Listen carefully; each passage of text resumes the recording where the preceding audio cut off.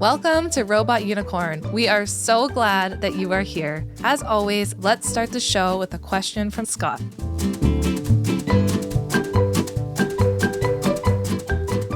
We're going to get into the big stuff right away. Do you think that sensory processing problems in parents makes it more challenging to be a parent? That's a really good question. I know. You're just sitting here thinking of questions that you want to ask your wife? Yeah. Okay, I love it. Yes, I definitely think it's more challenging to be a parent when you have sensory processing difficulties. Especially, I think about parents who are really sensitive to sounds. I mean, when we have the 3 girls in the house, like this morning even, before I came here, it was just so loud in there. And I know for me, I have a pretty high threshold to be able to handle that. But someone who is really sensitive to noise, that would be very overwhelming. Yep. And I think we can often dismiss people with sensory processing difficulties and say, oh, just get over it. It's kids. Kids are loud. But what we don't realize is that it's actually physically painful for them to feel that noise or to hear that noise. And I feel like you can relate to some of that. Yeah. I don't know about noises in general. I feel like that's not really an issue for me. Now, I guess this is a perfect segue into what are some things that someone who is highly sensitive or who has some sensory processing difficulties or ADHD or whatever it is, what can they do that will help make their life a little bit easier as a parent? As a parent? Yeah. Oh my goodness. Yeah, there's so many things that we can do. One, just understanding this about yourself. So for example, if you're someone who's really triggered by loud noises, knowing that about yourself is huge. And then what you're going to do is you might not have toys with batteries in your house. So I know for me, loud noises are something that I am sensitive to, maybe not as sensitive as other people, but that definitely bothers me. So that we don't have really any battery operated toys in the house. Yeah, I think we have one. We have one. And when we did have more battery operated toys, I would even put like a piece of tape over top of them. And it's okay to say a way that I take care of myself as a parent is I actually don't allow those types of toys in the house. It's too loud. It's too overstimulating. A parent who's sensitive to loud noises might also find it helpful to try and take a full sensory break.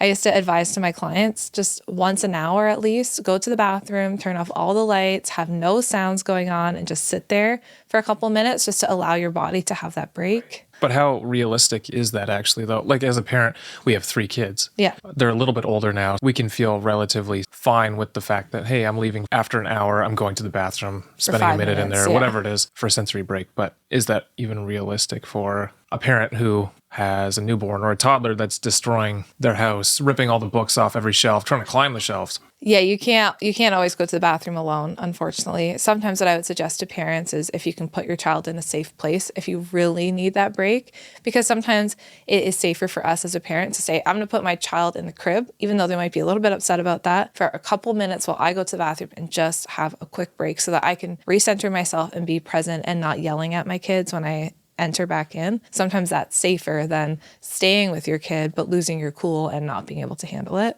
So sometimes it is just finding a safe spot for your kids. And I'm not talking about being in there for 15, 20 minutes. It's a couple minutes, just resetting yourself and then coming back out, or trying to do that during a nap time. I know during nap times we can just be busy and trying to get everything done, but that could be a good time to take a sensory break too. Right. Like when in our discussion with Christina Perri, you talked about a bit about like losing yourself when you become a parent the first time and some of the things that you experienced or did beforehand, you're kind of losing that part of you a little bit. Then you talked about writing as an outlet for that. Her writing songs, her music, you writing posts for Nurtured First. Is there things like that that can help for a parent who experiences some of these sensory difficulties? Is that something that you would recommend for them, or is that a different? Yeah, I think Christina and I were talking about 2 kind of separate things, but I think they are often mixed together. So we were talking about how she has really deep internal world. And so a lot of emotions and feelings and things going on inside of herself, and how it was really helpful for her as a way to get those thoughts and feelings out, to journal them out. And those might be connected to the sensory issues that she was having. That's more like an emotional outlet for her, for yourself. Yeah, but I do think that our kids who have sensory struggles also are often deeply feeling and feel misunderstood. So, for example, if I think about a toddler who, let's say, is very overstimulated by lights and sounds, is very triggered by textures, but nobody understands them, and they're just getting punished all of the time for not wanting to wear socks or something like that. I think then they can start to have this deep internal world and all of these feelings of nobody understands me, nobody gets me. So I think that there is a connection between this sensory processing struggles and having this deep sense of like, nobody gets me, I'm alone in this. And I think for Christina, maybe that's where her writing came out, because she was a sensitive kid and nobody was understanding her. And so I think they're very connected. Well, I think this is a good time to get into the episode with Christina, because I think the conversation with her was very interesting. Let's get into it.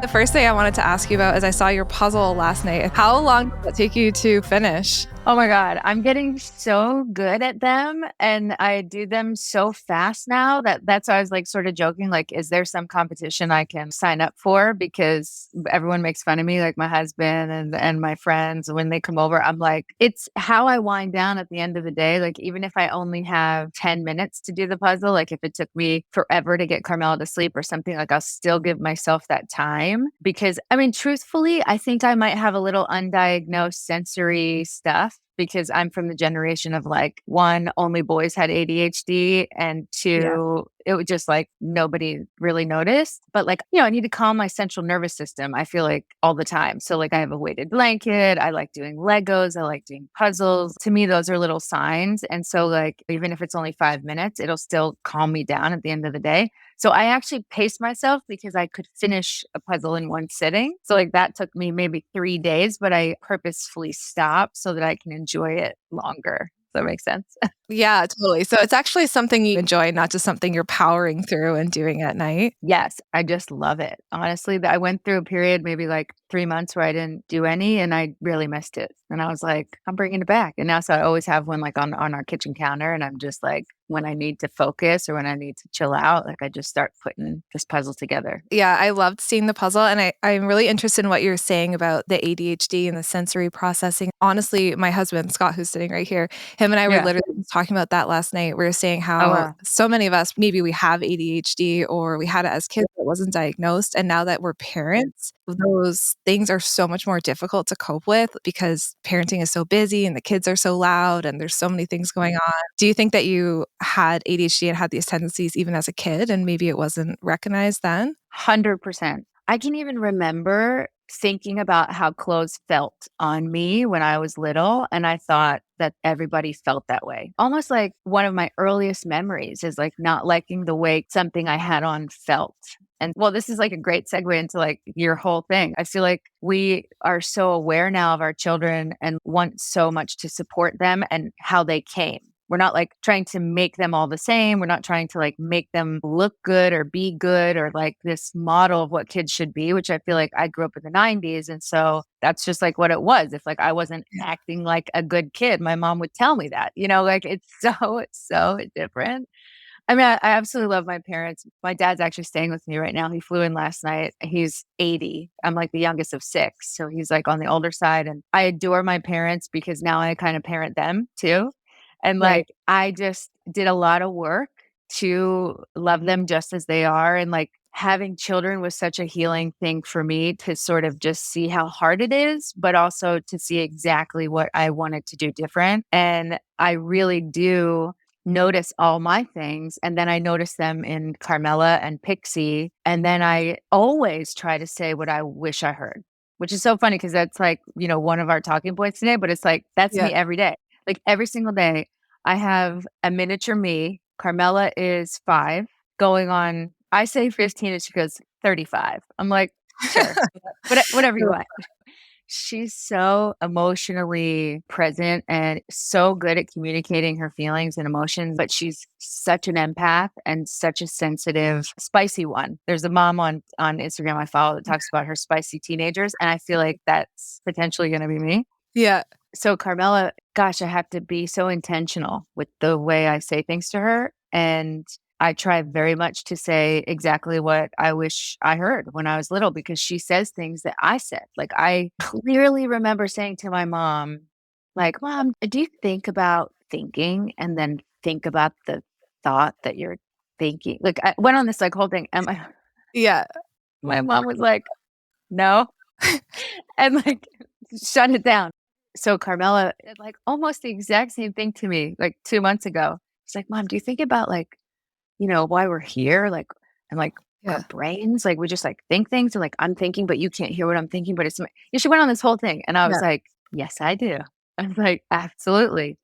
Tell me more." Like, and it's so wild. It's so wild to, like, wonder who she's gonna be. If she's like, I feel like we're raising the kids now that are getting, hopefully, emotionally what they need, or mentally, and eating what they need, like, all these things to thrive, right? And, Yeah. like, so I don't even know who I'm gonna make. Like, is it gonna be a healthy me? Right. Like, who I don't know, could have been, would have been. I mean, I try not to, like, wish anything of the past, but it will be fascinating for me to see Carmel continue to grow when I, like, really support her. Yeah, and I can see that in everything that you post, and I can see how much you love your girls, and that's something I love about following your page is that I Thank feel like you. we're very similar in that way, where we're just like these fierce mama bears who do everything for our kids, Yep. and we wanna support them, and I love that, and I was looking through, I think it was maybe your TikTok or Instagram something, and you had this video of Carmela watching you perform, and, I literally just cried. Like, I think I'm such a softie to anything like that, but just seeing the way Uh-huh. she was, like, lighting up and watching you perform, I'm like, "How Uh, incredible is that?"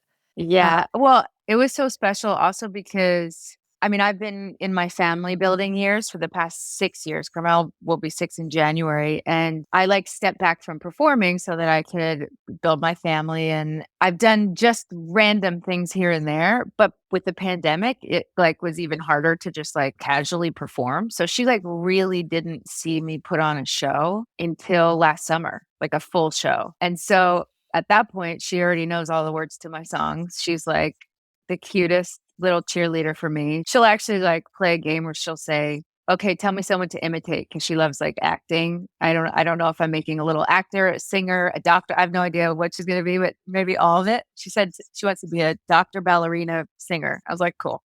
But she'll go, "Tell me to imitate someone." So, I'll say, like, my husband or whatever, and then I say, "Okay, me," and she goes, "I have died every day." Like, she thinks she's so funny. I love And, that.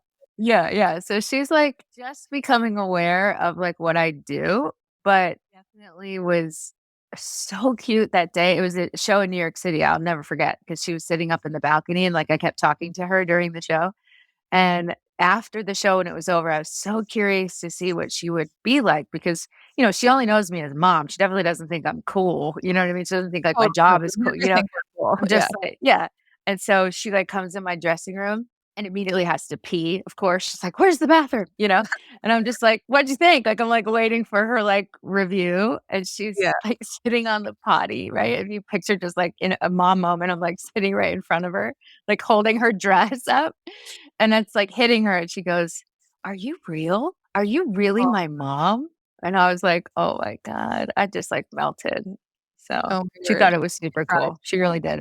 I love, like, every story you've told. I wanted to get into, like, I know we've been talking a lot about our kids, but one of the things I really want to talk to you about too was your own childhood, and I know you mentioned the sensory feelings, and I know in a lot of the other interviews you've done, you've kind of touched on your childhood and how, you're I've heard you say, like, a sad kid or a child who kind of felt Mhm, misunderstood, and, I mean, you said you have six mhm, kids in your family.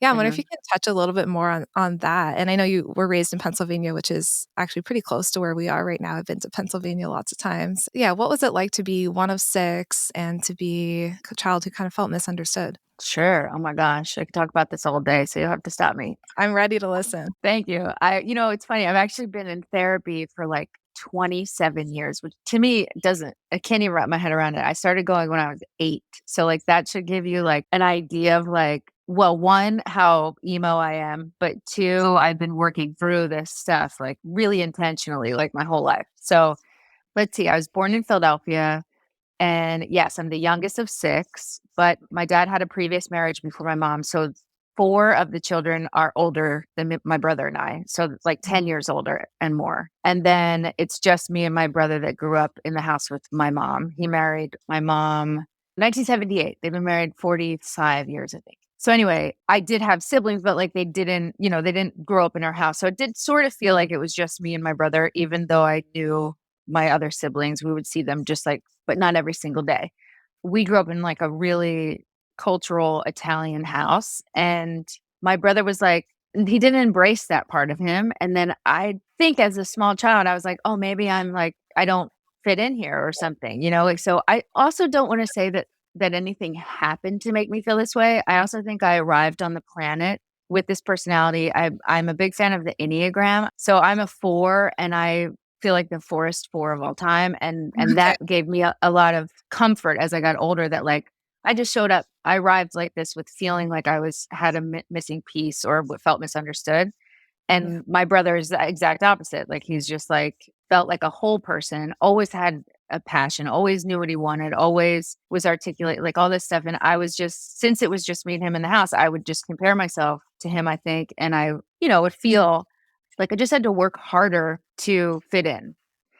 Yeah. I later on figured out that had so much more to do with, like I said, how I showed up on earth and also being an alcoholic. I feel like I've been sober now 11 years and I go to meetings and everybody shares how they felt so misunderstood, uncomfortable in their skin. Like all these things are like common characteristics. So kind of giving you the broad story, but this is also like real clunky because this is truth. Like, I don't know what, right? We believe nature, we believe nurture, we believe all these things. We're trying to like make sense of it all as we grow up. And like, I've spent, I don't know, my whole life trying to figure it out. And that's also a part of my personality that I just want to figure it out, or I want to, find the missing piece. That when I heard that about, my personality type, that like I will go searching for a missing piece that I was never actually missing. Like it's so tragic and so correct. And like, also I'm a songwriter. Like all these things, like everything makes sense for little me when I get older. Do you know what I mean? But for little me to be walking around on the planet, feeling uncomfortable in clothes or like fabrics or sounds or, all those things. And then also like feeling a little bit funny in my own family because I wasn't as like shiny and loud and I just wasn't my big brother. I just wanted to be him. And then to also feel misunderstood, to feel so emo and like I listened to Selena or Mariah Carey or Whitney Houston. I just sit in my bathroom and like cry over love that I never had. Like, I'm like 11 and I'm just like heartbroken, but like, and I also was obsessed with being in love. And what I also think is interesting, or maybe just to note, my household was like really loving, I should say. Like my parents were really loving. My dad's from Italy, but real sweet. My mom is an angel, honestly, like just so kind. She's a hairdresser and very nurturing and giving. And they were married, and we just like had this cute little life in the suburbs of Philadelphia. Like it was not, on the outside looking in, it really didn't, for how much I struggled, I want to say, Right. there were no real factors that were obvious to anyone. So that's also was hard for me because I knew it was in here. Like I knew it was within me. And like that awareness was like too much, I think, for a kid to totally grasp. So I remember my mom said to me recently, she's like, I put you in therapy because I wanted to support you and I didn't know how. And it was so interesting. We had this talk recently because now that I'm a mom, like I feel like I was emotionally detached from my parents around 8 or 9. I felt kind of on my own, even though I was not. I mean, I was fully taken care of, but emotionally, and I've always talked about that in therapy. And my mom's like, well, I did that because like I just didn't know what to say. And I now know as a parent, that's an incredibly loving thing to do. Like but at the time I was like, why aren't you talking to me? Like, why am I talking to this guy named Brian? You know what I mean? Like Right. I didn't get it. You didn't want it from Brian. You wanted it from your mom, but your mom maybe felt like she didn't have the tools or she didn't have the ability. So she's like, I'm putting you with Brian.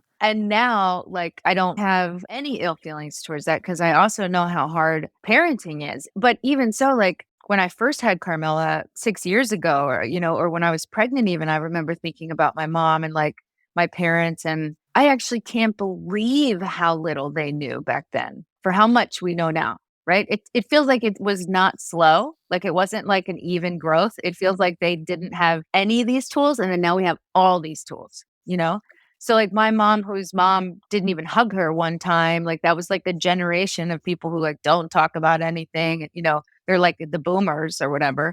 Yeah, my mom didn't have one tool. My mom, my grandmother's still alive. She's 92, and my mom takes care of her. She's like never once probably said to my mom, "Well, how does that make you feel?" I mean, still, Right. I'm Still to this 68. day. Yeah. Right. So I'm obviously going into like the deeper stuff with you because, this is sort of like, your specialty. Yeah, I really picture you as you're describing yourself as a child, as this child who, you have this loving home, these loving parents who maybe don't understand how to help someone who is highly sensitive or who is deeply feeling like you're describing yourself. And so your brother, I feel like, had this like big external world. I have a brother like that too, and I love Okay. him so dearly. But I have a brother Yeah. that's very similar to him, who's like, he was always like super popular. Everybody loved him. He's hilarious. He's so Yeah. Yeah. funny. Yeah. And he still is like that. And I still love hanging out with him. Like, he's the best. And I feel like you're describing yourself and you have like this deep emotional internal world. And you're like, do you Right. think about thinking? Does anyone else think about thinking and think about these deep Yeah. things? And I can relate to Yeah. that because I was the kid journaling, like just journaling.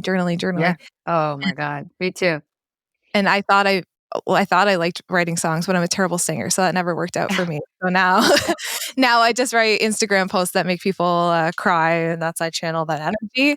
But I can picture that like in myself too. Is this like you're just a deep processor, just processing Yeah. things deep. But then if your parents, thankfully for me, my dad is similar, and I feel like he was able to kind of have those conversations. But like you said, if your parents didn't have the tools to be like, well, what's it like to think about thinking, and how does Right. that Right. feel for you? Their parents didn't even ask them, like, "How are you feeling?" Like, just a basic Right. question. It Yeah. makes sense that then you're just going more and more internal.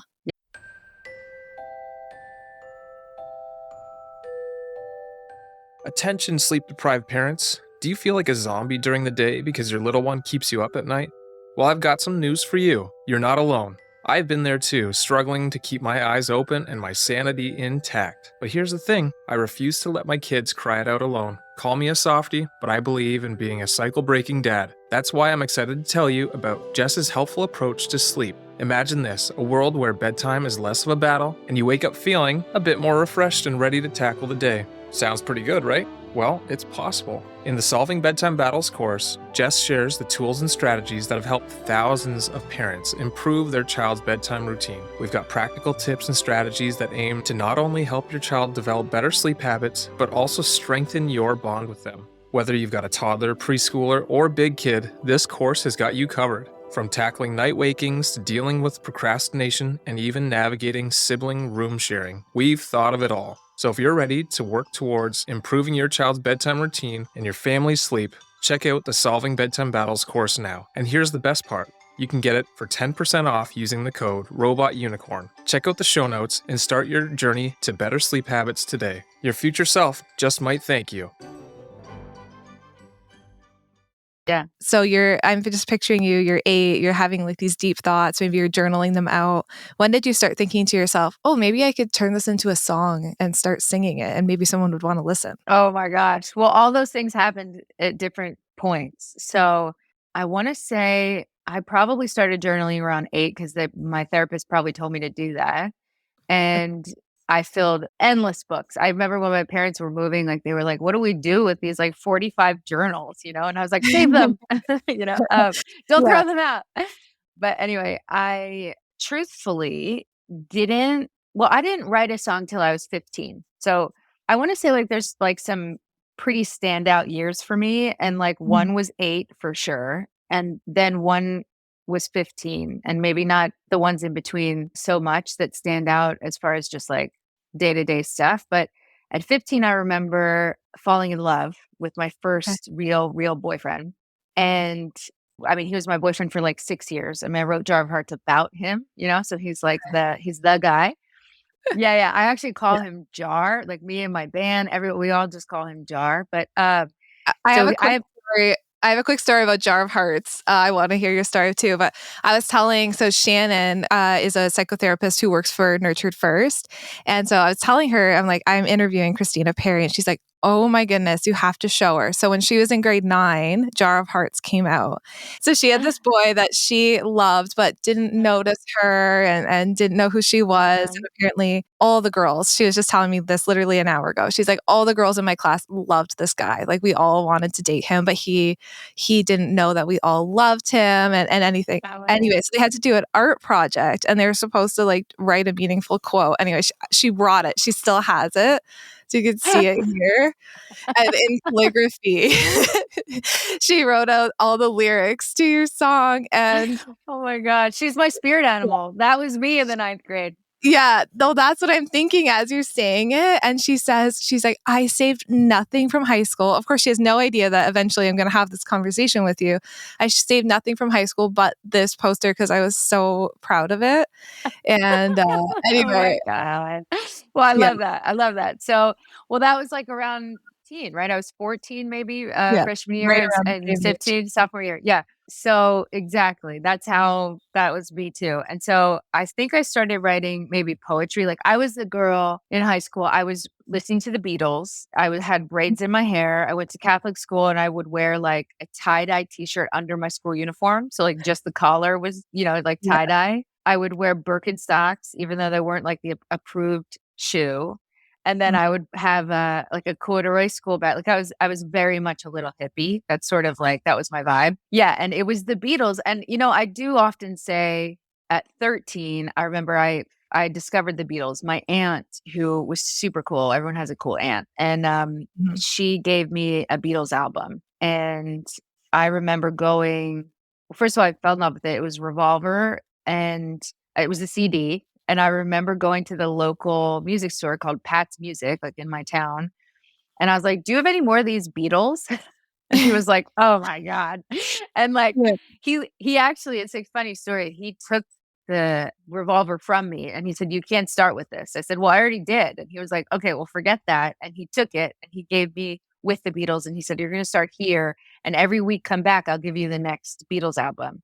And I was Like, like, okay. And so at 13, I do credit a lot of this to my songwriting because it was almost like studying. So like I was studying the Beatles without knowing, and I was studying the greatest love songwriters of all time, in my opinion, but in a lot of people's opinions. So I think from 13 to 15, I was just studying music. I had yet to write my first song, but I would sit like under a tree at school and write poetry at recess by myself. I was, yeah, love. I I was can like just so picture drunk.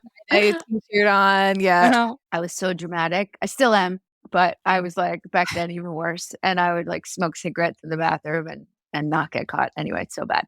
But anyway, so I fell in love for the first time and then got heartbroken for the first time. So that was like such a paramount moment in my life, like in the timeline of my life. Like that was a catalyst for so many things because it really formed who I am, I feel like, because I was faced with these feelings that were, absolutely too much. Like absolutely, like I had been super emotional and felt like everything was too much my whole life already.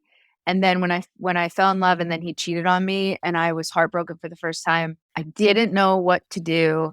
And I had my first experience where my feelings were so big like a volcano, all I could do was write them down and that felt better. And then I sang them and that felt better. Do you know what I mean? It was like my first time having that release and that healing and then wanting that again and again and again. So it like really did change my life. And I'm also really grateful for it. So I joke around about, being grateful for this guy, but like it really did set me on the path of like my destiny in so many ways.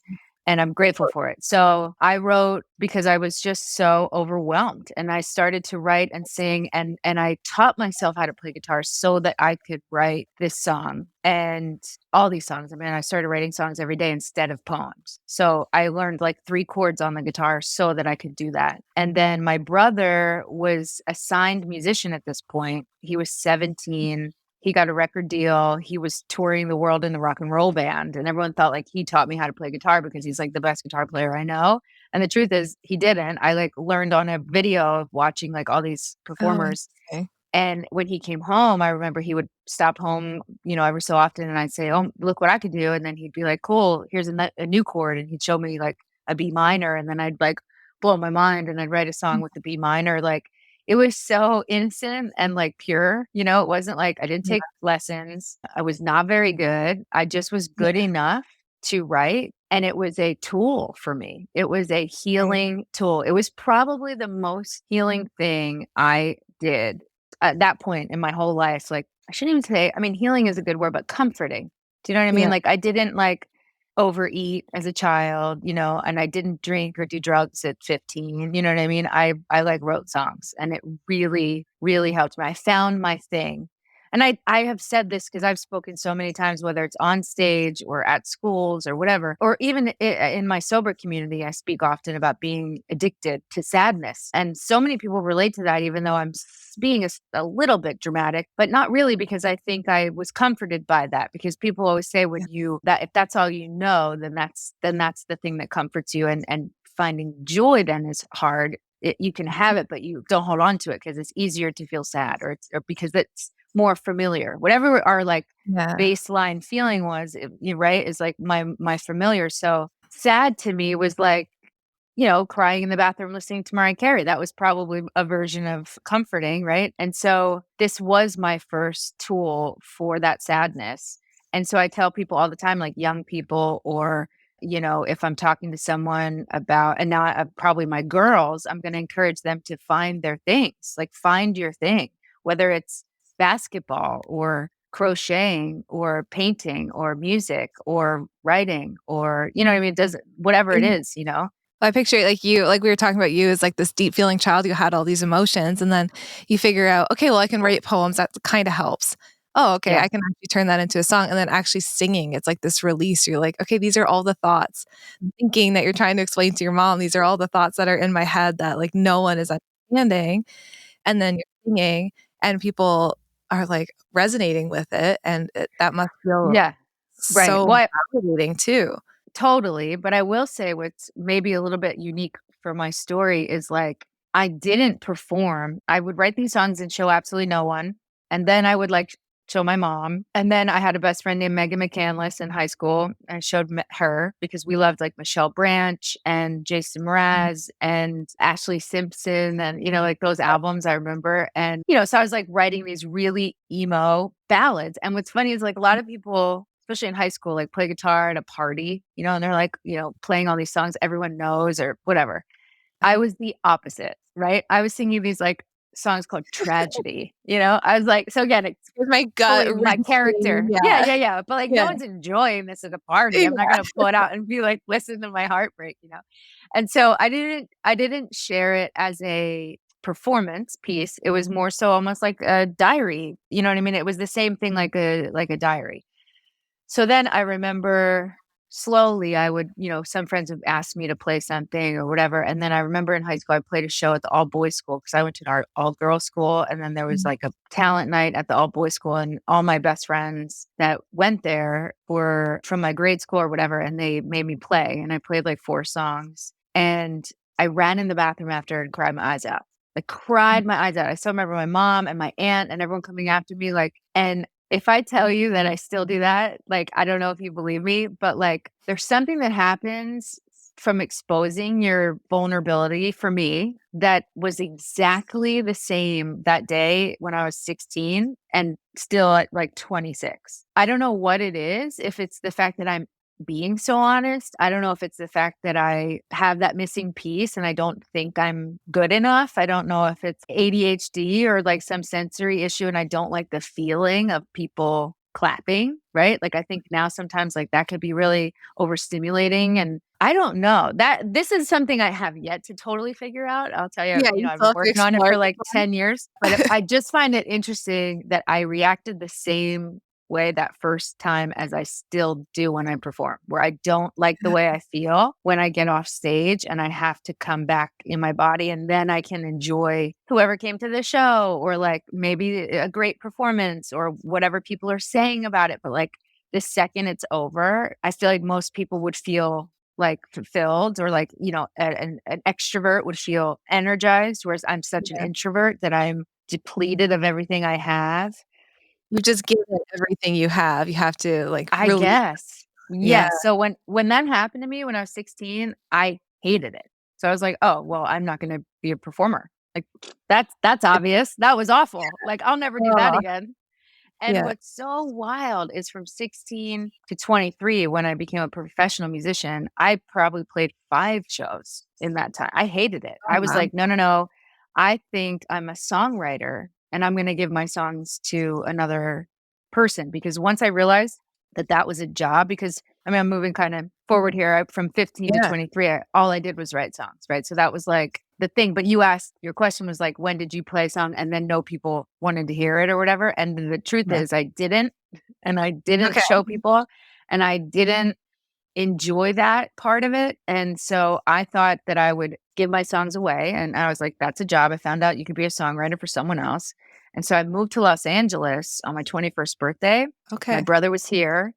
And so what's interesting is I did take the steps forward to chasing Mhm. this dream almost in spite of me, like anyway, as if like the universe was doing it for me. And I was just like, okay, you know what I mean? Like it was Fine, I'll do so, it. yeah. And I don't mean that in like an ungrateful way. I certainly am grateful for this gift. And all the gifts that I've, received from showing up and doing this. But the truth is, it was not my first choice because I was so shy. I was so, I love what you said about like my inner world. Like I was so deep in there that I could Mhm. barely get out of it and get out of my own way. A lot of people Mhm. say that about doing scary things, to get out of your way. You're the only one that's telling you you can't do it. I had a family that told me I could do it. I had friends that told me they loved my song. I had a best friend who was like my fairy godmother who begged me to play shows and told everyone about me and was my only viewer on YouTube. You know what I mean? Like I Oh, had this support and yeah. I was just like, no, no, no, no, no. And so the short version of it is I just kept saying yes to things that started presenting themselves to me. Like my friend who was like, can you please play in my living room my favorite song of yours while I dance? Because this guy I broke up with on Match.com like broke my heart, and I lit all my candles and I was like, sure, fine. And so I'm like playing in her living room, and then she posts that video on YouTube. And then some guy saw it who happened to manage Jason Mraz, who was my favorite artist. And then he wrote me a message on Facebook and was like, do you have a manager? And I was like, no. And he was like, great, I'll be your manager. And I was like, okay. And then he Oh was my like, let's goodness. record a song. And I was like, okay, well, I have this song called Jar Full of Hearts. It's pretty cool. And he was like, great, let's record it.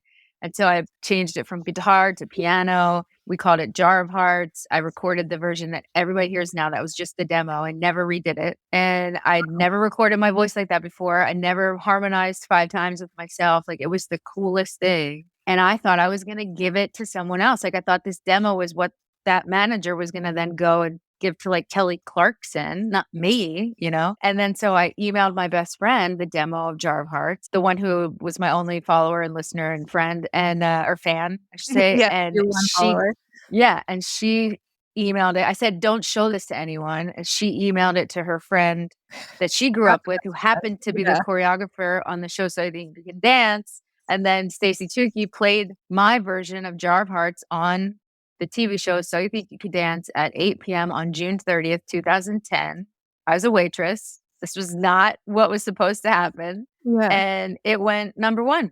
And I Oh was my like, goodness. what? And then I'm like, wait, it's not supposed to be me. It's not supposed to be me. And then it was just me, and it kept being me. And then I was performing on the CBS morning show, and then I was performing on Jay Leno, and then I was performing on So You Think You Can Dance. And then all of a sudden I'm on tour, and then I have an album, and I'm like, well, I have all these other songs, and they're like, they're all really good. And I'm like, oh, okay. I'm like, so then I'm obviously like summarizing, but Yeah. it was wild. It was absolutely wild. But I also think it's so cool that like, first of all, that I was really afraid and I did it anyway. Like I Yeah. was so sick to my stomach, throwing up before every show, didn't think it was supposed to be me, did it anyway. And like, I will say something would happen where like I would move out of the way and just like enjoy it. And then I felt I was supposed to do it. Like I felt like it was supposed to be me at some point. I think when I wrote 1,000 Years, Mhm. I was like, okay, like I can't deny it anymore. Like if Jar of Hearts This was is my cool. only thing, maybe I would have been like, oh, that was just luck or, whatever. But the fact that like 1,000 Years was 10 times bigger than Jar of Hearts, and then allowed me to travel the whole world like 5 times, and that every single person got married to it between 2012 and, now. Including Scott and I, we walked down the aisle to Are Years. you serious? Oh, I We love it. did. Yeah, Oh his my gosh. sister is an amazing singer, and, she actually sung it for us at our wedding, and it was I love that. Oh, see, I'm such a romantic that, like, I do love that, and I love how many people tell me that, and I feel like I've been included in so many people's wedding days, like, it's just yeah. such it's, like, beyond an honor, I can't even, like can't even wrap my head around it. I will say that my 2 most favorite things are people, obviously, who got married to this song, but also now that are having babies and then play my lullabies for their kids, like, now that means the world to me because I'm a mom. But before I was a mom, like, obviously finding out that, how many people included this song on their day and in their experience is, like, it's mind blowing. I actually can't wrap my head around it fully. It's just crazy. It's crazy to be from in my point of view, like someone, singing these words I wrote, and it's just the best. So, thank you. Thank you Yeah. for doing Yeah. that. Thanks Of thanks course, for, yeah. having me there that day. Oh, it was so good, and I know that, like, that song is so special, to us because of that day and because Scott's sister sang it, and that was, like, Yeah. really beautiful. Amazing. I know, like, mine is such a smaller scale because I mean, I have my Insta page, but there's lots of families there. Do you ever just sit there sometimes and you're like, "Man, like, there's just a piece of me in so many different homes," and it feels like you're almost, like, kind of just spread out all over the world. Like, I think of that Yeah. and say, like, "Oh, I watched your stories," or I'm taking your parenting course and I live in New Zealand," or something like that, and I'm just like, "Man," like, Wow. it's So amazing, cool. and I feel similar to you, like and I just wonder how you must feel this way on such, like, a bigger scale, like, there's just everybody knows Christina Perri, and they know these songs, and, like, how did that feel for you as you're going from this very deeply sensitive child who's, like, all thinking in your own Yeah. world, and now you've, like, quickly rose to fame, but you were never expecting to be famous, you thought you'd kinda be, Sure. like, off the sidelines, and now Yeah. everybody knows your songs, and you're playing in front of tens of thousands of people, like, how are you Oh feeling my at that gosh. time? Well, the first thing I wanna say is it's not necessarily on a smaller scale. So your experience is probably similar to mine because we're having the same feelings. You know what I mean? It Mhm. doesn't matter like the numbers. I've never even like thought too much about that, but you are right. It does. First of all, it feels amazing to like have this authenticity out in the world. And maybe you can Mhm. relate to this too. Like I have to be so grateful at the end of the day for this job because I'm able to just be me, right? I was like so many people would say to me that like my songs made them feel better or first it was Jar of Hearts so that everyone was telling me a really heartfelt negative or sad story relating to Jar of Hearts. It got Mhm. much better when people started loving A Thousand Years because it was more of a happy positive I got married to your Yeah. song. But Jar of Hearts was like, oh man, I've heard the worst stories on earth. But people are like, thank you, for making me feel better. And I used to just say, thanks, but like that song made me feel better. You know what I mean? Like I wrote it so that I could heal from my heartbreak. And so I love that I'm able to just be myself. Mhm. And I think that's helped me. So to answer your question, like I didn't love it. I did not love the attention because it was so jarring and it was overnight and it was like just all of a sudden I went, from not being known to being known. But I found my way through it by almost like navigating it in the way that works best for me, which is two things. One is I love that my music is more famous than necessarily me. So like yes, a lot of people know my name or think they might know my name, but they definitely know my songs. And so like a lot of times it makes me feel better to say like, yeah, my songs are really famous. You know what I mean? But like I can go to the beach in New Jersey every summer and like have a great time with my family and like only like one or two girls will come up to me on the beach. You know what I mean? Like Yes, so totally. I've like created this like I don't know, this is what works for me. Like I don't judge anybody's experience with any kind of fame, but I feel like it's bizarre. Overall, it's kind of bizarre. And so in order to not think too much about it or change too much because you could definitely get well, if you're me, I'm always in my head, so I could definitely overthink it and just kind of spiral, out of all different things, the way I look, the way people feel about me, like something that's really interesting now as a mom and what I've been like sharing and putting out into the world the past 5 years has been received so lovingly because moms are so amazing and our community is so loving. Whereas when I was only putting out music, people were like, I don't like your hair. I don't like your outfit. I don't like your Right. teeth. You know what I mean? Like I used to get like hate as much as not as much, but as with the love. Yeah, totally. But what's so fascinating now is like I've been putting out lullabies and just sharing my experience with motherhood and grief and all these things. And it's like only positive. I don't hate social media. So many people are like, I hate social media. I'm like, are you kidding? Like, this has like been so healing and loving and such an amazing tool, for my recovery in so many ways. And then now I feel so lucky to share this side of my life, so I felt great about giving songs to the world, and that felt cool to like help people.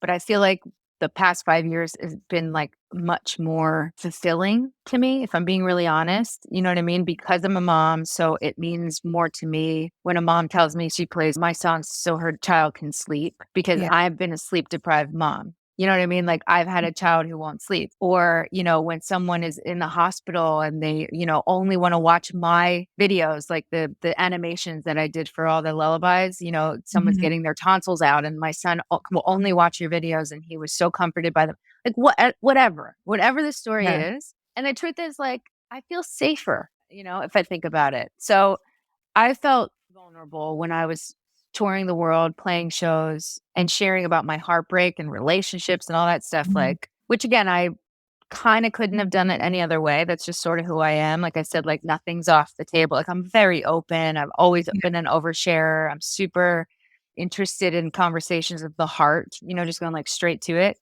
But that left me very vulnerable and probably pretty scared, like overwhelmed and overstimulated, and like on my tour bus every night, like, reeling from the vulnerability of it all, Yeah. Because you're And basically singing your diary to thousands, yeah, tens of thousands of people. That's very yes, yeah, vulnerable. yeah. But again, I have to say, like, everybody would sing along. And I feel like Mhm. that really helped me. We perceive like artists, because I'm a fan first. I was not an artist first. I feel like, I have all these artists that I love and admire and still just study, basically. I love continuing to be teachable. And, I feel like we look at our artists and sometimes like celebrities as if they're like not real people, where that's just not true, And my Mhm. experience is like, I wonder if the people that love my music and the people that have come to my shows and the people that have sang along could ever possibly know how much they were helping me, because it probably looked like I was performing and I got it together and I like come out and I'm dancing and singing and I'm just crushing it. I don't think people would realize that how broken sometimes I was inside and how I didn't think I could do it. And then I would just do it anyway, which is what I constantly teach Carmela, who's very sensitive and thinks, she gets in her head and she doesn't want to go out and do the dance class or karate or, whatever. And I'm teaching her it's okay. It's okay that you're scared. Those feelings that, I'm nervous all the time and I do it. I try to do it anyway, whatever. And I think now about if everyone hadn't sang along every single word of Jar of Hearts while I'm singing it, I probably would have thrown up on stage, because I was Right. like throwing up before the show. It's like And before and after. yeah, exactly, exactly. But like, yeah, it really was a collaborative thing. And I think that, not a lot of people share that part because we're supposed to just be so put together and cool. And it's Right. just like never been my MO. I'm just like, no, not cool at all. I'm a Twilight fan. I love puzzles and Legos.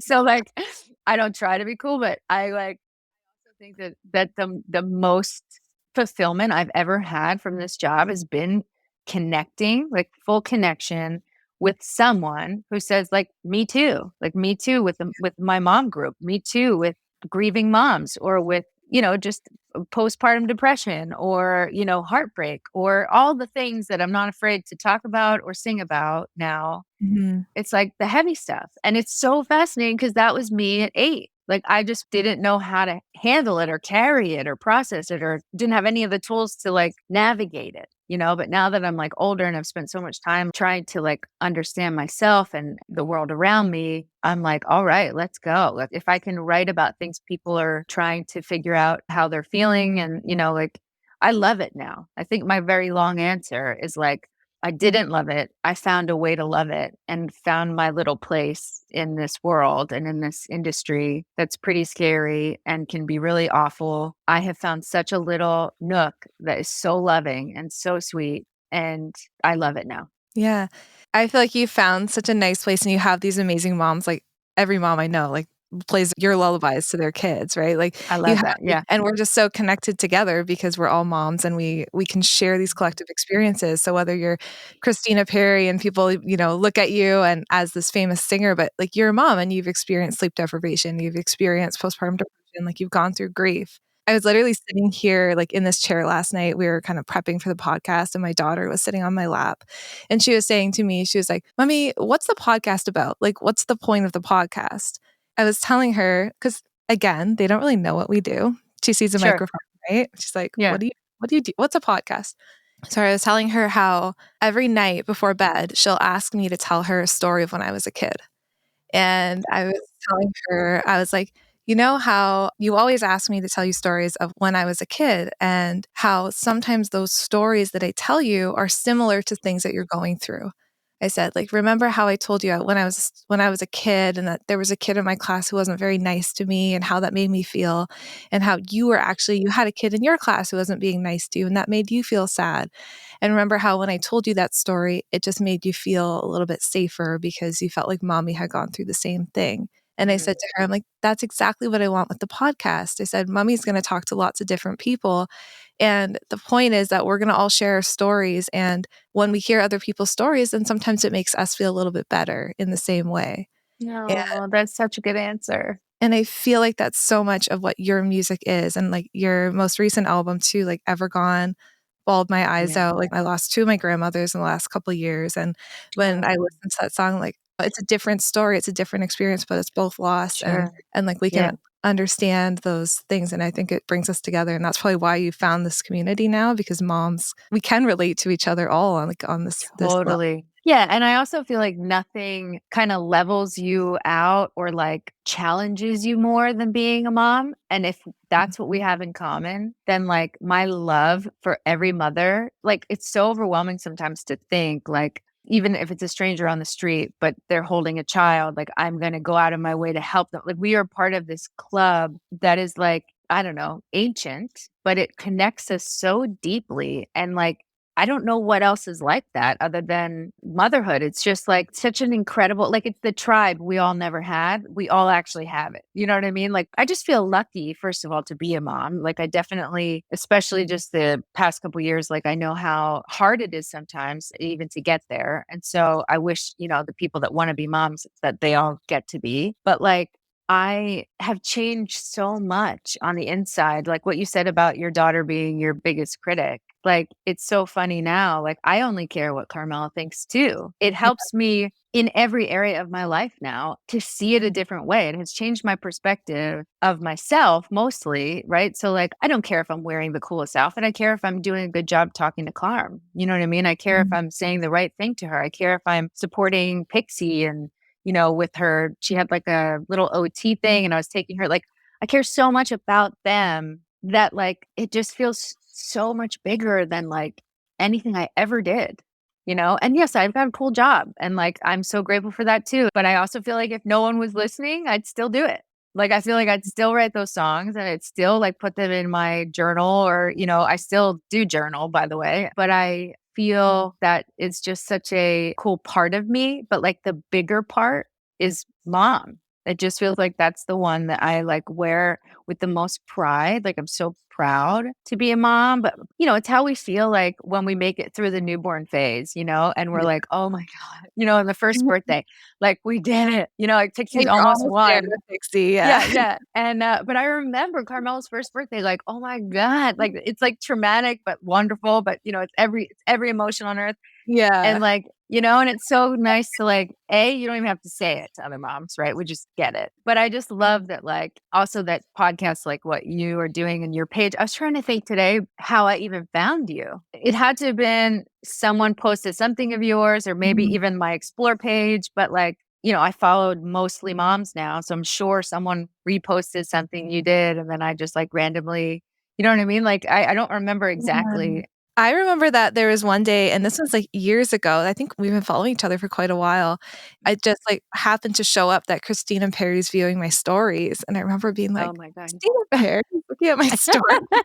Yeah, I I don't had a little one moment of day. freak out with Scott. Yeah, just like randomly one day, and I was like, "She sang our The wedding cool thing. song." So yeah, it's the cool thing about social media. This is why I'm grateful for it, and a lot of people have asked me, like, I don't know, tools for grief and tools for getting through just like really hard things and, and still being sober and walking through my life in the past couple of years and keeping my sobriety and all these things. Like, it's always connection. I feel like connection is like constantly the thread in my life of how I get through anything. Right. And that's sort of something that we learn as we get older. And so the last thing to do when you are going through something difficult is to be alone. I feel like that should be the last thing on your list, because whether it's one person or if you're sharing for so many people, it's healing for both of us. Do you know what I mean? So I've like learned that a zillion times over and over again. But like, I feel like that's why social media is just so, and again, why I'm grateful I found this little nook in it, because it is really loving and wonderful. And I wouldn't stop. I mean, I did take my girls off of social media, like posting every day. I just had an experience where like, there's a million people following me and the world can be a tricky place. And so I felt when Carmela turned 5, I was like, I feel like her body autonomy means a lot to me. We talk a lot about it. And like, if she decides she wants to be public one day, that's going to be like her choice. But I also like still make lullaby records. And so I actually did a photo shoot 2 days ago with the girls for songs for Pixie, because I made songs for Carmela, songs for my daughter, Rosie, songs for Pixie. But I feel comfortable putting out pictures of them that like I choose that are like controlled. So I've decided, I'll make sure to share them when it feels appropriate. But even so, like, that's also something I'm learning to navigate for how big the world is. That my mom group is phenomenal. And all the moms that follow me, like, I can still share what I'm going through and will continue to always share what I'm going through as I'm going through it, because I'm just like learning in real time. I never know what's next. I used to think like, oh, surely that's the craziest thing that will happen to us this year. And like, it isn't. Like, life just keeps being wild and wonderful and hard. And so I feel like that is so back to my childhood. That is exactly how I've always been. Like, I'm going to write it down. I'm going to get it out for me. And then I'm going to share it probably very quietly, in my own way. And then it might help some people. Then this is like this beautiful circle, that just keeps me going. I wanted to talk a little bit. I know that there's this story of Carmela, and I would love for you to share it after you lost Rosie, and you can talk about that too if you'd like to. And I know that you're like becoming this advocate for getting this blood test done, and I wanted to give you a chance to talk about that too.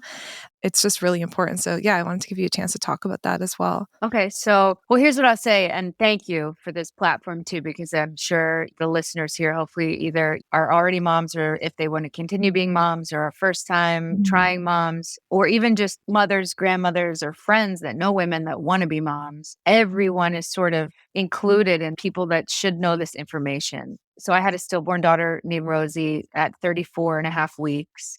I had a miscarriage before her at 11 weeks. That felt a little bit more common, whereas a first trimester miscarriage, is 1 in 4 women. And I feel like when that happened, I didn't think anything was wrong necessarily. There were no red flags for me. But when I lost Rosie in the 3rd trimester, I knew for sure something was going on. And so I began an investigation, on myself and my health, and went down this road trying to figure out what happened. And also because I still very much wanted to give Carmela a sibling and wanted to have another child. So I needed to figure out what was wrong and try to solve it. In doing all that, I realized that I had a blood clotting disease called antiphospholipid syndrome. But the advocacy part of this is I was not tested for this when I could have been, because they don't test women unless they've had 2 or more, sometimes 3 or more losses. And so what I'm fighting for right now is to just test all women for this, just to get it out of the way in the prenatal screening. It's one blood test. And what it does is it counts your antibodies and it figures out if you have potential for a blood clot. Turns out both my miscarriages were due to a blood clot, which had no signs whatsoever, no warning signs. I had no symptoms. So it was easy to miss and non-intentional. Nobody missed it on purpose. I cared very much about my health, and I somehow didn't know when I'm very healthy. So I found out that the way to overcome this problem is just to take blood thinner, which is very cheap, very easy, has no side effects, and potentially could save your child's life. So when I found all this information out, one, it was very healing to me to understand what was wrong. Two, it was very upsetting to know I could have prevented it had I been tested. Three, I decided to spend the rest of my life in honor of Rosie, helping other people and saving babies, which is a win-win for everybody. So I've been speaking about it. I've been meeting with all different people all over the country. The American College of Obstetricians and Gynecologists are like the people that change protocols for people. I'm trying to do it behind the scenes so women don't even have to worry about it.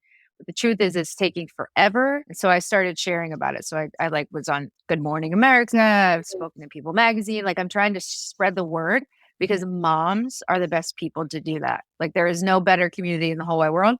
So I think that before it changes, moms just have to advocate for themselves or for the people they know. So all you have to do is ask your doctor to test you for it. I personally think you need to refuse to let them say no. I think if they're like, no, you probably don't have it, like I would do it anyway, just to make sure, because again, I had no signs of it.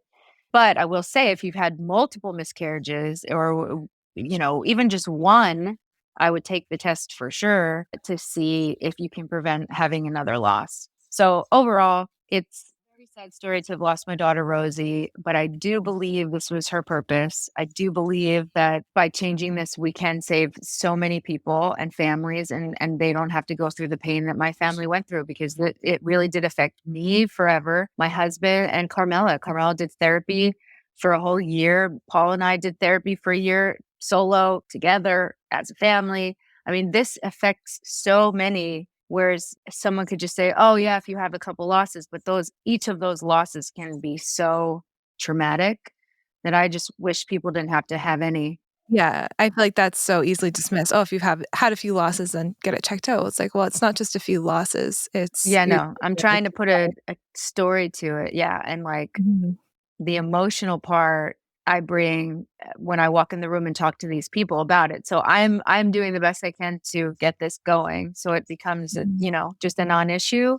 And the truth is, like, over time women's health progresses and you have to have stories like this, because I think the best analogy is the test for diabetes, right? At 26 weeks, we all get this test, no matter where we come from, where we live, who we are in our background and our medical history. We all get the gestational diabetes test at 26 weeks. mhm. And so I've been using that as a model. Like, why did that happen? Why did they add that protocol in for everyone and make it universal? So that's what I'm trying to do for everybody, because more and more and more people are losing babies to blood clots and nobody's really talking about it. So I'm just like starting the conversation, getting really loud, hoping women will fight for themselves and, push against doctors that say they don't need it. Like, just do it. It's just one blood test. And it could save your baby's life and then save your whole family from going through this tragedy. And so, Carmela, she knows about death. She knows a lot of things I kind of wish she didn't. It might also go with how sensitive she is. And it's part of her story and it's affecting her and her upbringing, but hopefully it's making her even more sensitive and beautiful. And we have conversations that are just so incredible about life. And Rosie, we talk about Rosie every day. She knows that she's a big sister to Rosie and Pixie. She tells everyone about Rosie. We have Rosie's life is very present in our lives Yeah. and will always be. And I think that there's also a community of people who for many, many, many years have been quiet about their stillborn children, or, have just been told to keep it to themselves. And I'm also trying to change that narrative and, just include her in our family, like we would anybody else. And so Carmela is a piece of that. And I share often about Carmela's experience with it because, so many people have that experience as well. So anyway, Mhm. thank you for letting me share that. And I hope everybody who listens will investigate. It's really up to them to look into it. But, hopefully it gets to the right person and it can save a lot of people. Absolutely. Yeah, I wanted to make sure that we had a chance to talk about that because I agree. If you don't know that this is a test that you can take, then you're not going to advocate for it. But I know that moms Yeah. are the best advocates for themselves. So thank Mhm. you for using your platform. And I'm sure that brings healing to your journey too, to be like, I can Yeah. have a meaning behind Rosie's story as well. Yeah. Yeah. Yeah. Absolutely. I wanted to share with you too. You probably don't know this about me, but obviously I'm a therapist. But before I ran Nurtured First and I have a private practice, before I ran those full time, I did work with perinatal moms. And so Wow. around that time, I did around the time when you lost Rosie, I was working with a lot of moms who had experienced loss as well. And Wow. so just hearing you share your story really makes me think of my experience working with those moms, because I remember them seeing your story in real time. And I remember how powerful it was for them that you were sharing your story and that you share Rosie's name so openly and that you talk about it, because that was such a big thing for the perinatal moms I was working with, is like, I want to share my child's name and I want to share their experience and I want to have them as a part of my life. Like, I want to list off my kids and they're a part of them. And I think that's a big change that you're really helping make, like with your songs for Rosie and your Mhm. like just the way that you talk so openly about her. I think that's really, really Mhm. powerful. And so I just wanted to say, like, from my clients and the people that I've worked with and people I know who Oh, experience loss, like, thank you. Like, I think it's making such a big difference.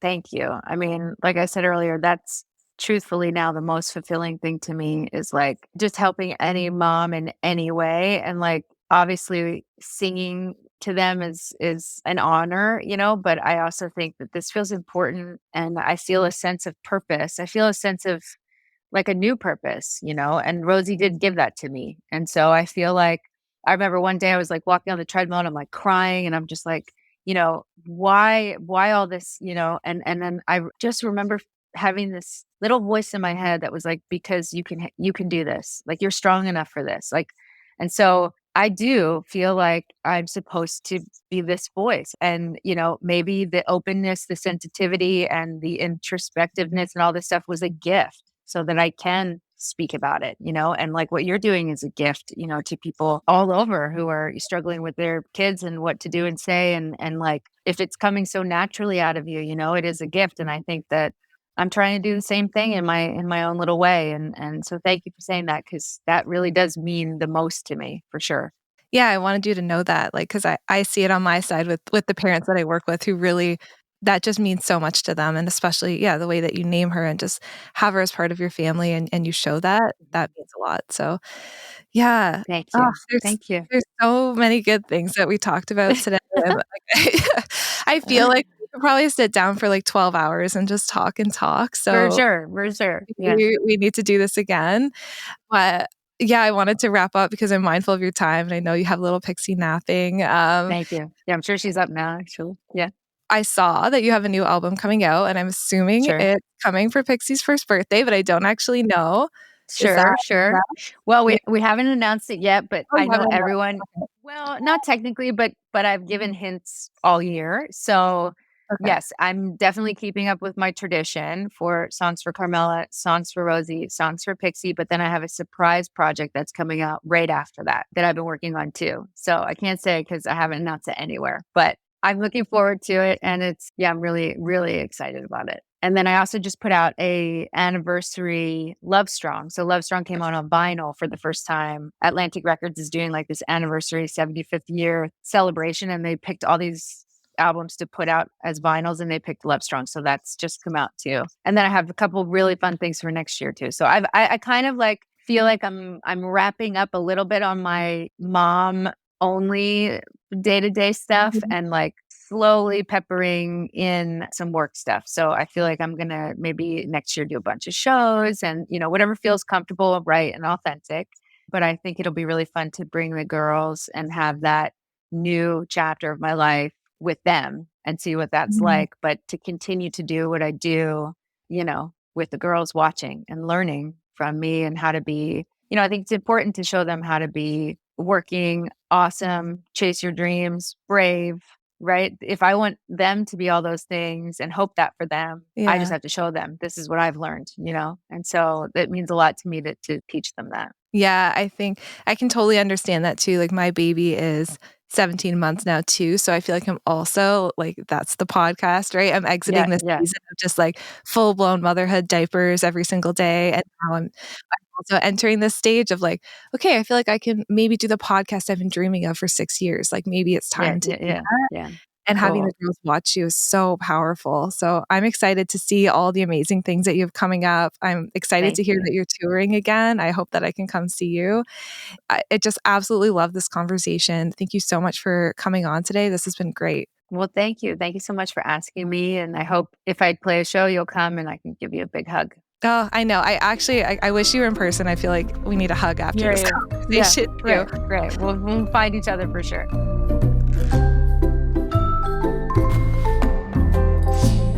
let's head over to coffee time where Scott and I share some of our reflections from this amazing conversation.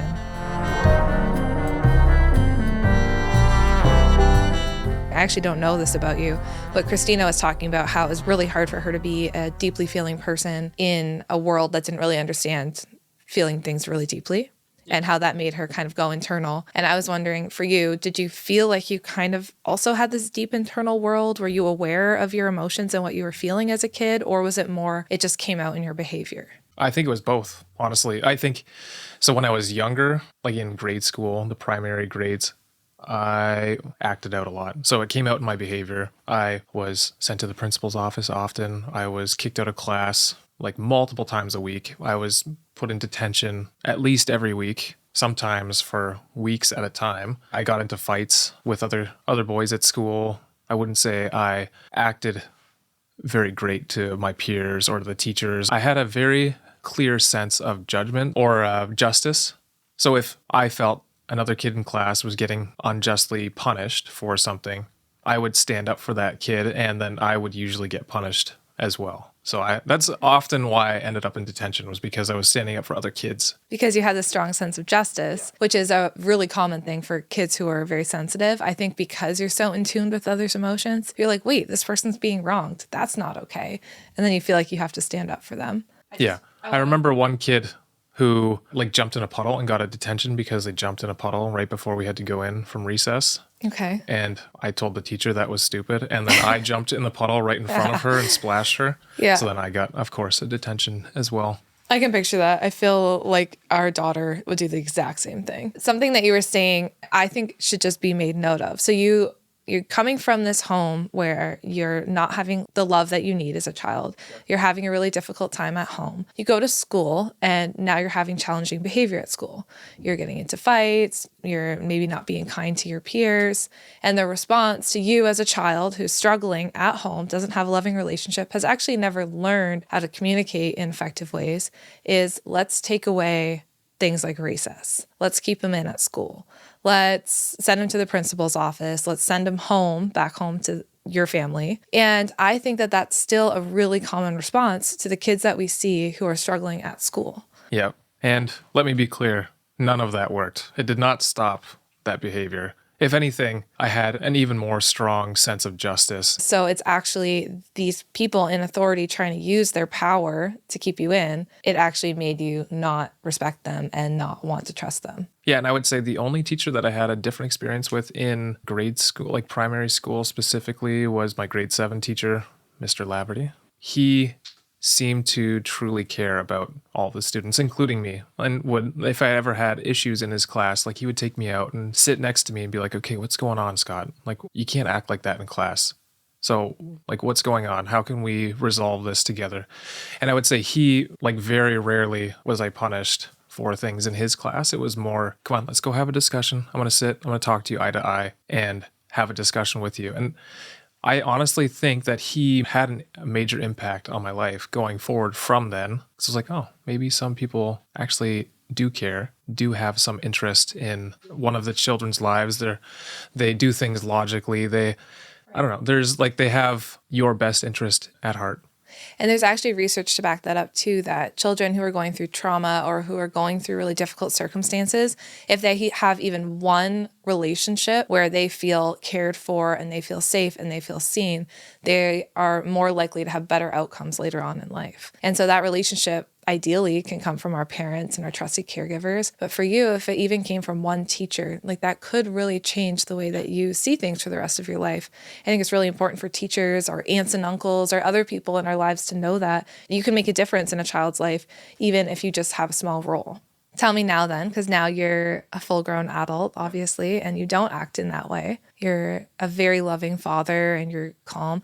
What do you think made the biggest change for you to go from that kid who was always in fights and struggling to who you are today? Because I think people would really want to know that. Well, I think the kind of inflection point was in high school, like early high school, and I wanted to fit in a little more than I did in grade school. So like it was more of like I was preserving myself, self-preservation for myself. Like I remember I think it was grade 9, I realized that I would have like angry outbursts, whatever, pretty quickly. So one day I decided, and this was like every day, I decided to write on my palm SU, which stood for shut up, so that I wouldn't say anything. Even if I was annoyed or angry, I would just be quiet and say nothing. And that honestly made a pretty major impact on how I was able to then make more friends in high school and relate to people better. And that didn't solve the anger issues that I had in high school, but it made me fit in more. And then I started realizing, this is interesting. I am talking less. I'm having fewer of these angry outbursts, and people are starting to actually want to hang out with me now. And that kind of got the wheels turning. And I started to think, okay, what other traits of mine do I need to work on? And that is when I would say I really started to like be more inwardly thinking and try and understand myself, how I can improve, be able to relate to people better. And then we started dating later in high school. And I would say that seeing you and your family made a huge impact on me too. Even this last week, I had a mom reach out to me and she said, Jess, my daughter is in, I think, 4th grade. And there's a couple kids in the class who are causing trouble. And the teacher's response is making the entire class stay in for every recess. So I had that a few times too. Yeah. So four or five kids in the class. Now, not only are you responsible for you're hurting other people with your behavior, which feels like a lot as a kid, you also are now responsible for your entire class being mad at you. Yeah. And instead of getting curious, I wonder why they're having such a hard time, they're just handing out harsher and harsher punishments, and it's impacting the entire class. So I think your story, yeah, that was a long time ago, but this is still happening in schools. And I think it's just really helpful that we can talk about it. Yeah, that's interesting. That's an interesting way to deal with that. It's pretty common. So we need to hear these stories from people who were those kids to help us understand that that's not always helpful. Yeah.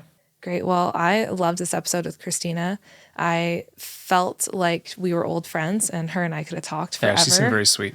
And I feel like you and I have talked about this episode so much ever since we recorded it. And I hope that everybody else loved this episode as much as we did. And we hope to have Christina back again someday. She is so genuine. I think I shared this in the episode, but we've been kind of chatting back and forth on Instagram for so long. It was nice to actually have that long form to be able to really catch up with her.